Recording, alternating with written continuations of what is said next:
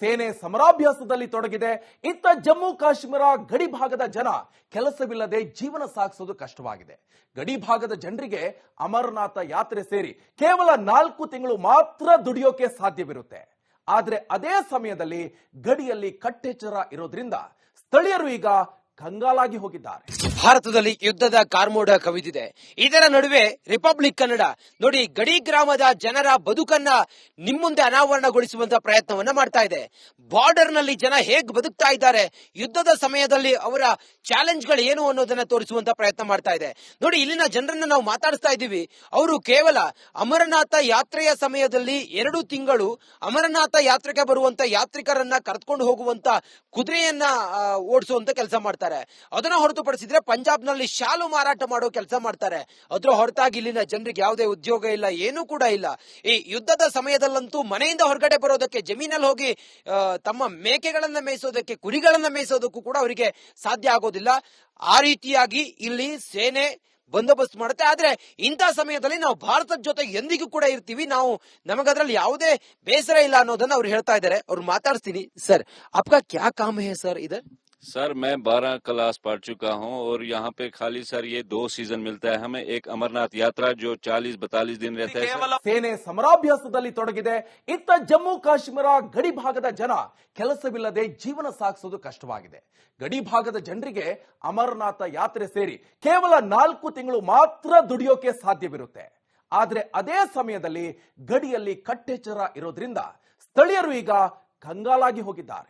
ಭಾರತದಲ್ಲಿ ಯುದ್ಧದ ಕಾರ್ಮೋಡ ಕವಿದಿದೆ. ಇದರ ನಡುವೆ ರಿಪಬ್ಲಿಕ್ ಕನ್ನಡ ನೋಡಿ ಗಡಿ ಗ್ರಾಮದ ಜನರ ಬದುಕನ್ನ ನಿಮ್ಮುಂದೆ ಅನಾವರಣಗೊಳಿಸುವಂತ ಪ್ರಯತ್ನವನ್ನ ಮಾಡ್ತಾ ಇದೆ. ಬಾರ್ಡರ್ ನಲ್ಲಿ ಜನ ಹೇಗ್ ಬದುಕ್ತಾ ಇದ್ದಾರೆ, ಯುದ್ಧದ ಸಮಯದಲ್ಲಿ ಅವರ ಚಾಲೆಂಜ್ ಗಳು ಏನು ಅನ್ನೋದನ್ನ ತೋರಿಸುವಂತ ಪ್ರಯತ್ನ ಮಾಡ್ತಾ ಇದೆ. ನೋಡಿ, ಇಲ್ಲಿನ ಜನರನ್ನ ನಾವು ಮಾತಾಡಿಸ್ತಾ ಇದ್ದೀವಿ. ಅವರು ಕೇವಲ ಅಮರನಾಥ ಯಾತ್ರೆಯ ಸಮಯದಲ್ಲಿ 2 ತಿಂಗಳು ಅಮರನಾಥ ಯಾತ್ರೆಗೆ ಬರುವಂತ ಯಾತ್ರಿಕರನ್ನ ಕರೆದುಕೊಂಡು ಹೋಗುವಂತ ಕುದುರೆಯನ್ನ ಓಡಿಸುವಂತ ಕೆಲಸ ಮಾಡ್ತಾರೆ. ಅದನ್ನ ಹೊರತುಪಡಿಸಿದ್ರೆ ಪಂಜಾಬ್ ನಲ್ಲಿ ಶಾಲು ಮಾರಾಟ ಮಾಡೋ ಕೆಲಸ ಮಾಡ್ತಾರೆ. ಅದ್ರ ಹೊರತಾಗಿ ಇಲ್ಲಿನ ಜನರಿಗೆ ಯಾವುದೇ ಉದ್ಯೋಗ ಇಲ್ಲ, ಏನೂ ಕೂಡ ಇಲ್ಲ. ಈ ಯುದ್ಧದ ಸಮಯದಲ್ಲಂತೂ ಮನೆಯಿಂದ ಹೊರಗಡೆ ಬರೋದಕ್ಕೆ, ಜಮೀನಲ್ಲಿ ಹೋಗಿ ತಮ್ಮ ಮೇಕೆಗಳನ್ನ ಮೇಯಿಸೋದಕ್ಕೆ, ಕುರಿಗಳನ್ನ ಮೇಯಿಸೋದಕ್ಕೂ ಕೂಡ ಅವರಿಗೆ ಸಾಧ್ಯ ಆಗೋದಿಲ್ಲ. ಆ ರೀತಿಯಾಗಿ ಇಲ್ಲಿ ಸೇನೆ ಬಂದೋಬಸ್ತ್ ಮಾಡುತ್ತೆ. ಆದ್ರೆ ಇಂಥ ಸಮಯದಲ್ಲಿ ನಾವು ಭಾರತದ ಜೊತೆ ಎಂದಿಗೂ ಕೂಡ ಇರ್ತೀವಿ, ನಮಗದ್ರಲ್ಲಿ ಯಾವುದೇ ಬೇಸರ ಇಲ್ಲ ಅನ್ನೋದನ್ನ ಅವ್ರು ಹೇಳ್ತಾ ಇದ್ದಾರೆ. ಅವ್ರು ಮಾತಾಡ್ತೀನಿ. ಸರ್, आपका क्या काम है सर इधर? सर, मैं 12 क्लास पढ़ चुका हूं और यहाँ पे खाली सर ये 2 सीजन मिलता है हमें. एक अमरनाथ यात्रा जो 40-42 दिन रहता है. ಸೇನೆ ಸಮರಾಭ್ಯಾಸದಲ್ಲಿ ತೊಡಗಿದೆ. ಇತ್ತ ಜಮ್ಮು ಕಾಶ್ಮೀರ ಗಡಿ ಭಾಗದ ಜನ ಕೆಲಸವಿಲ್ಲದೆ ಜೀವನ ಸಾಗಿಸೋದು ಕಷ್ಟವಾಗಿದೆ. ಗಡಿ ಭಾಗದ ಜನರಿಗೆ ಅಮರನಾಥ ಯಾತ್ರೆ ಸೇರಿ ಕೇವಲ 4 ತಿಂಗಳು ಮಾತ್ರ ದುಡಿಯೋಕೆ ಸಾಧ್ಯವಿರುತ್ತೆ. ಆದ್ರೆ ಅದೇ ಸಮಯದಲ್ಲಿ ಗಡಿಯಲ್ಲಿ ಕಟ್ಟೆಚ್ಚರ ಇರೋದ್ರಿಂದ ಸ್ಥಳೀಯರು ಈಗ ಕಂಗಾಲಾಗಿ ಹೋಗಿದ್ದಾರೆ. ಭಾರತದಲ್ಲಿ ಯುದ್ಧದ ಕಾರ್ಮೋಡ ಕವಿದಿದೆ. ಇದರ ನಡುವೆ ರಿಪಬ್ಲಿಕ್ ಕನ್ನಡ ನೋಡಿ ಗಡಿ ಗ್ರಾಮದ ಜನರ ಬದುಕನ್ನ ನಿಮ್ಮುಂದೆ ಅನಾವರಣಗೊಳಿಸುವಂತ ಪ್ರಯತ್ನವನ್ನ ಮಾಡ್ತಾ ಇದೆ. ಬಾರ್ಡರ್ ನಲ್ಲಿ ಜನ ಹೇಗ್ ಬದುಕ್ತಾ ಇದ್ದಾರೆ, ಯುದ್ಧದ ಸಮಯದಲ್ಲಿ ಅವರ ಚಾಲೆಂಜ್ ಗಳು ಏನು ಅನ್ನೋದನ್ನ ತೋರಿಸುವಂತ ಪ್ರಯತ್ನ ಮಾಡ್ತಾ ಇದೆ. ನೋಡಿ, ಇಲ್ಲಿನ ಜನರನ್ನ ನಾವು ಮಾತಾಡಿಸ್ತಾ ಇದ್ದೀವಿ. ಅವರು ಕೇವಲ ಅಮರನಾಥ ಯಾತ್ರೆಯ ಸಮಯದಲ್ಲಿ 2 ತಿಂಗಳು ಅಮರನಾಥ ಯಾತ್ರೆಗೆ ಬರುವಂತ ಯಾತ್ರಿಕರನ್ನ ಕರೆದುಕೊಂಡು ಹೋಗುವಂತ ಕುದುರೆಯನ್ನ ಓಡಿಸುವಂತ ಕೆಲಸ ಮಾಡ್ತಾರೆ. ಅದನ್ನ ಹೊರತುಪಡಿಸಿದ್ರೆ ಪಂಜಾಬ್ ನಲ್ಲಿ ಶಾಲು ಮಾರಾಟ ಮಾಡೋ ಕೆಲಸ ಮಾಡ್ತಾರೆ. ಅದ್ರ ಹೊರತಾಗಿ ಇಲ್ಲಿನ ಜನರಿಗೆ ಯಾವುದೇ ಉದ್ಯೋಗ ಇಲ್ಲ, ಏನೂ ಕೂಡ ಇಲ್ಲ.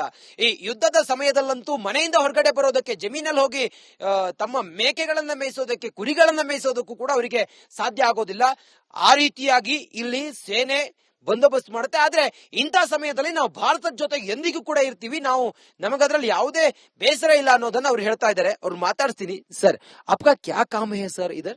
सर, मैं 12 क्लास पढ़ चुका हूं और यहाँ पे खाली सर ये 2 सीजन मिलता है हमें. एक अमरनाथ यात्रा जो 40-42 दिन रहता है. ಸೇನೆ ಸಮರಾಭ್ಯಾಸದಲ್ಲಿ ತೊಡಗಿದೆ. ಇತ್ತ ಜಮ್ಮು ಕಾಶ್ಮೀರ ಗಡಿ ಭಾಗದ ಜನ ಕೆಲಸವಿಲ್ಲದೆ ಜೀವನ ಸಾಗಿಸೋದು ಕಷ್ಟವಾಗಿದೆ. ಗಡಿ ಭಾಗದ ಜನರಿಗೆ ಅಮರನಾಥ ಯಾತ್ರೆ ಸೇರಿ ಕೇವಲ 4 ತಿಂಗಳು ಮಾತ್ರ ದುಡಿಯೋಕೆ ಸಾಧ್ಯವಿರುತ್ತೆ. ಆದ್ರೆ ಅದೇ ಸಮಯದಲ್ಲಿ ಗಡಿಯಲ್ಲಿ ಕಟ್ಟೆಚ್ಚರ ಇರೋದ್ರಿಂದ ಸ್ಥಳೀಯರು ಈಗ ಕಂಗಾಲಾಗಿ ಹೋಗಿದ್ದಾರೆ. ಭಾರತದಲ್ಲಿ ಯುದ್ಧದ ಕಾರ್ಮೋಡ ಕವಿದಿದೆ. ಇದರ ನಡುವೆ ರಿಪಬ್ಲಿಕ್ ಕನ್ನಡ ನೋಡಿ ಗಡಿ ಗ್ರಾಮದ ಜನರ ಬದುಕನ್ನ ನಿಮ್ಮುಂದೆ ಅನಾವರಣಗೊಳಿಸುವಂತ ಪ್ರಯತ್ನವನ್ನ ಮಾಡ್ತಾ ಇದೆ. ಬಾರ್ಡರ್ ನಲ್ಲಿ ಜನ ಹೇಗ್ ಬದುಕ್ತಾ ಇದ್ದಾರೆ, ಯುದ್ಧದ ಸಮಯದಲ್ಲಿ ಅವರ ಚಾಲೆಂಜ್ಗಳು ಏನು ಅನ್ನೋದನ್ನ ತೋರಿಸುವಂತ ಪ್ರಯತ್ನ ಮಾಡ್ತಾ ಇದೆ. ನೋಡಿ, ಇಲ್ಲಿನ ಜನರನ್ನ ನಾವು ಮಾತಾಡಿಸ್ತಾ ಇದ್ದೀವಿ. ಅವರು ಕೇವಲ ಅಮರನಾಥ ಯಾತ್ರೆಯ ಸಮಯದಲ್ಲಿ 2 ತಿಂಗಳು ಅಮರನಾಥ ಯಾತ್ರೆಗೆ ಬರುವಂತ ಯಾತ್ರಿಕರನ್ನ ಕರೆದುಕೊಂಡು ಹೋಗುವಂತ ಕುದುರೆಯನ್ನ ಓಡಿಸುವಂತ ಕೆಲಸ ಮಾಡ್ತಾರೆ. ಅದನ್ನ ಹೊರತುಪಡಿಸಿದ್ರೆ ಪಂಜಾಬ್ ನಲ್ಲಿ ಶಾಲು ಮಾರಾಟ ಮಾಡೋ ಕೆಲಸ ಮಾಡ್ತಾರೆ. ಅದ್ರ ಹೊರತಾಗಿ ಇಲ್ಲಿನ ಜನರಿಗೆ ಯಾವುದೇ ಉದ್ಯೋಗ ಇಲ್ಲ, ಏನೂ ಕೂಡ ಇಲ್ಲ. ಈ ಯುದ್ಧದ ಸಮಯದಲ್ಲಂತೂ ಮನೆಯಿಂದ ಹೊರಗಡೆ ಬರೋದಕ್ಕೆ, ಜಮೀನಲ್ಲಿ ಹೋಗಿ ತಮ್ಮ ಮೇಕೆಗಳನ್ನ ಮೇಯಿಸೋದಕ್ಕೆ, ಕುರಿಗಳನ್ನ ಮೇಯಿಸೋದಕ್ಕೂ ಕೂಡ ಅವರಿಗೆ ಸಾಧ್ಯ ಆಗೋದಿಲ್ಲ. ಆ ರೀತಿಯಾಗಿ ಇಲ್ಲಿ ಸೇನೆ ಬಂದೋಬಸ್ತ್ ಮಾಡುತ್ತೆ. ಆದ್ರೆ ಇಂಥ ಸಮಯದಲ್ಲಿ ನಾವು ಭಾರತದ ಜೊತೆ ಎಂದಿಗೂ ಕೂಡ ಇರ್ತೀವಿ, ನಮಗದ್ರಲ್ಲಿ ಯಾವುದೇ ಬೇಸರ ಇಲ್ಲ ಅನ್ನೋದನ್ನ ಅವ್ರು ಹೇಳ್ತಾ ಇದ್ದಾರೆ. ಅವ್ರು ಮಾತಾಡ್ತೀನಿ. ಸರ್, आपका क्या काम है सर इधर?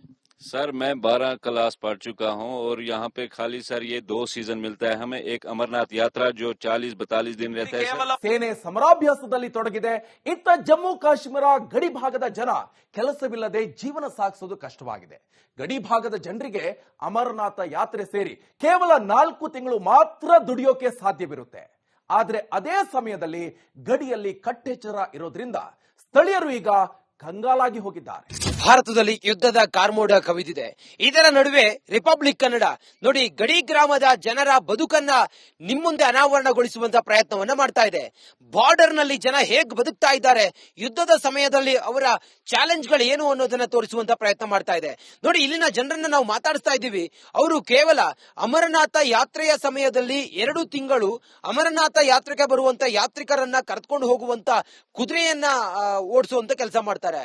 ಅದನ್ನ ಹೊರತುಪಡಿಸಿದ್ರೆ ಪಂಜಾಬ್ ನಲ್ಲಿ ಶಾಲು ಮಾರಾಟ ಮಾಡೋ ಕೆಲಸ ಮಾಡ್ತಾರೆ. ಅದ್ರ ಹೊರತಾಗಿ ಇಲ್ಲಿನ ಜನರಿಗೆ ಯಾವುದೇ ಉದ್ಯೋಗ ಇಲ್ಲ, ಏನೂ ಕೂಡ ಇಲ್ಲ. ಈ ಯುದ್ಧದ ಸಮಯದಲ್ಲಂತೂ ಮನೆಯಿಂದ ಹೊರಗಡೆ ಬರೋದಕ್ಕೆ, ಜಮೀನಲ್ಲಿ ಹೋಗಿ ತಮ್ಮ ಮೇಕೆಗಳನ್ನ ಮೇಯಿಸೋದಕ್ಕೆ, ಕುರಿಗಳನ್ನ ಮೇಯಿಸೋದಕ್ಕೂ ಕೂಡ ಅವರಿಗೆ ಸಾಧ್ಯ ಆಗೋದಿಲ್ಲ. ಆ ರೀತಿಯಾಗಿ ಇಲ್ಲಿ ಸೇನೆ ಬಂದೋಬಸ್ತ್ ಮಾಡುತ್ತೆ. ಆದ್ರೆ ಇಂಥ ಸಮಯದಲ್ಲಿ ನಾವು ಭಾರತದ ಜೊತೆ ಎಂದಿಗೂ ಕೂಡ ಇರ್ತೀವಿ, ನಮಗದ್ರಲ್ಲಿ ಯಾವುದೇ ಬೇಸರ ಇಲ್ಲ ಅನ್ನೋದನ್ನ ಅವ್ರು ಹೇಳ್ತಾ ಇದ್ದಾರೆ. ಅವ್ರು ಮಾತಾಡ್ತೀನಿ. ಸರ್, आपका क्या काम है सर इधर? सर, मैं 12 क्लास पढ़ चुका हूं और यहाँ पे खाली सर ये 2 सीजन मिलता है हमें। एक अमरनाथ यात्रा जो 40-42 दिन रहता है सर। ಸೇನೆ ಸಮರಾಭ್ಯಾಸದಲ್ಲಿ ತೊಡಗಿದೆ. ಇತ್ತ ಜಮ್ಮು ಕಾಶ್ಮೀರ ಗಡಿ ಭಾಗದ ಜನ ಕೆಲಸವಿಲ್ಲದೆ ಜೀವನ ಸಾಗಿಸೋದು ಕಷ್ಟವಾಗಿದೆ. ಗಡಿ ಭಾಗದ ಜನರಿಗೆ ಅಮರನಾಥ ಯಾತ್ರೆ ಸೇರಿ ಕೇವಲ 4 ತಿಂಗಳು ಮಾತ್ರ ದುಡಿಯೋಕೆ ಸಾಧ್ಯವಿರುತ್ತೆ. ಆದ್ರೆ ಅದೇ ಸಮಯದಲ್ಲಿ ಗಡಿಯಲ್ಲಿ ಕಟ್ಟೆಚ್ಚರ ಇರೋದ್ರಿಂದ ಸ್ಥಳೀಯರು ಈಗ ಕಂಗಾಲಾಗಿ ಹೋಗಿದ್ದಾರೆ. ಭಾರತದಲ್ಲಿ ಯುದ್ಧದ ಕಾರ್ಮೋಡ ಕವಿದಿದೆ. ಇದರ ನಡುವೆ ರಿಪಬ್ಲಿಕ್ ಕನ್ನಡ ನೋಡಿ ಗಡಿ ಗ್ರಾಮದ ಜನರ ಬದುಕನ್ನ ನಿಮ್ಮುಂದೆ ಅನಾವರಣಗೊಳಿಸುವಂತ ಪ್ರಯತ್ನವನ್ನ ಮಾಡ್ತಾ ಇದೆ. ಬಾರ್ಡರ್ ನಲ್ಲಿ ಜನ ಹೇಗ್ ಬದುಕ್ತಾ ಇದ್ದಾರೆ, ಯುದ್ಧದ ಸಮಯದಲ್ಲಿ ಅವರ ಚಾಲೆಂಜ್ಗಳು ಏನು ಅನ್ನೋದನ್ನ ತೋರಿಸುವಂತ ಪ್ರಯತ್ನ ಮಾಡ್ತಾ ಇದೆ. ನೋಡಿ, ಇಲ್ಲಿನ ಜನರನ್ನ ನಾವು ಮಾತಾಡಿಸ್ತಾ ಇದ್ದೀವಿ. ಅವರು ಕೇವಲ ಅಮರನಾಥ ಯಾತ್ರೆಯ ಸಮಯದಲ್ಲಿ 2 ತಿಂಗಳು ಅಮರನಾಥ ಯಾತ್ರೆಗೆ ಬರುವಂತ ಯಾತ್ರಿಕರನ್ನ ಕರೆದುಕೊಂಡು ಹೋಗುವಂತ ಕುದುರೆಯನ್ನ ಓಡಿಸುವಂತ ಕೆಲಸ ಮಾಡ್ತಾರೆ. ಅದನ್ನ ಹೊರತುಪಡಿಸಿದ್ರೆ ಪಂಜಾಬ್ ನಲ್ಲಿ ಶಾಲು ಮಾರಾಟ ಮಾಡೋ ಕೆಲಸ ಮಾಡ್ತಾರೆ.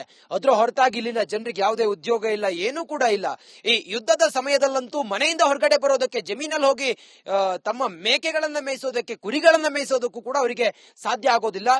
ಆ ರೀತಿಯಾಗಿ ಇಲ್ಲಿ ಸೇನೆ ಬಂದೋಬಸ್ತ್ ಮಾಡುತ್ತೆ. ಆದ್ರೆ ಇಂಥ ಸಮಯದಲ್ಲಿ ನಾವು ಭಾರತದ ಜೊತೆ ಎಂದಿಗೂ ಕೂಡ ಇರ್ತೀವಿ, ನಮಗದ್ರಲ್ಲಿ ಯಾವುದೇ ಬೇಸ